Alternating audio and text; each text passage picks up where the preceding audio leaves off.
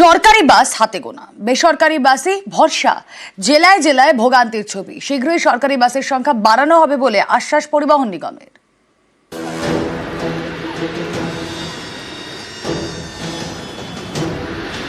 বাস ডিপোয় দাঁড়িয়ে সরকারি বাস, কিন্তু সব বাস চলে না।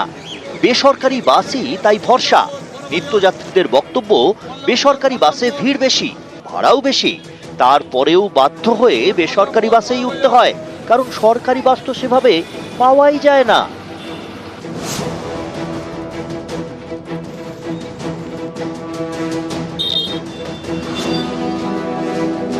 এখানে সরকারি বাসের পরিষেবা খুবই অপ্রতুল। যোগাযোগের ক্ষেত্রে একটা সমস্যা আমাদের মতো যাত্রীদের ক্ষেত্রে দেখা যায়।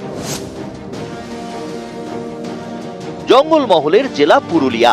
স্থানীয়দের দাবি, সন্ধ্যের পর এখানে আর সরকারি বাস চলেই না। জেলা বাস হিসেবে সরকারি বাস আরও বেশি হলে ভালো হয় আর কি।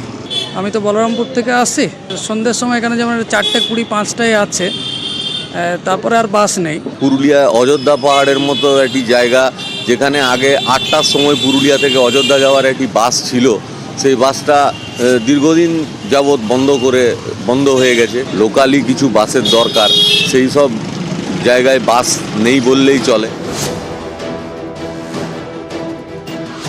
হুগলির আরামবাগ, এখানেও নিত্যযাত্রীদের দাবি, সরকারি বাসের সংখ্যা কম, তাই প্রতিদিনই পড়ে লম্বা লাইন।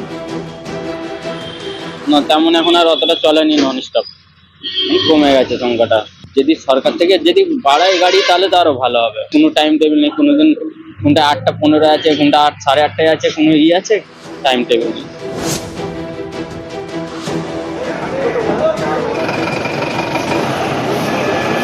আমরা চাই যে সরকারি বাস হোক, আমাদের যাত্রার সুবিধা, ভাড়াও কম হবে, ঠিক টাইমে ঢুকবে। আমাদের সরকারি বাসটাই দেওয়া খুব ভালো হয়। উত্তরবঙ্গেও একই রকম বাস যন্ত্রণার অভিযোগ।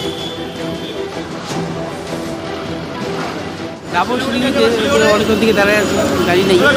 আমরা ম্যাক্সিমাম গাড়ি যাচ্ছি, কিন্তু ঠিক মতন যদি না পাওয়া যায়, অনেকক্ষণ পর গাড়ি আছে। কোচবিহারেও একই অবস্থা, বেসরকারি বাসই বড় ভরসা। ঘাটতি রয়েছে, অনেক ঘাটতি রয়েছে। যে জায়গা ফ্রিকোয়েন্ট সার্ভিস নেই, প্রাইভেট বাস বা অটো ট্যাক্সি অ্যাভেলেবল, কিন্তু স্টেট বাস আলিপুর যাওয়ার জন্য নেই। আমাদের হাতে 733টি বাস রয়েছে। প্রত্যেকটি বাস যাতে রাস্তায় নামাতে পারি সেগুলো উদ্যোগ নিচ্ছি। আমাদের খানিকটা ম্যান পাওয়ারের সমস্যা রয়েছে, আমরা এই ব্যাপারে মন্ত্রককে জানিয়েছি, তারা উদ্যোগ গ্রহণ করছে। সেগুলো আমরা যদি পেয়ে যাই, তাহলে আমরা 700 বাসই রাস্তায় নামাবো।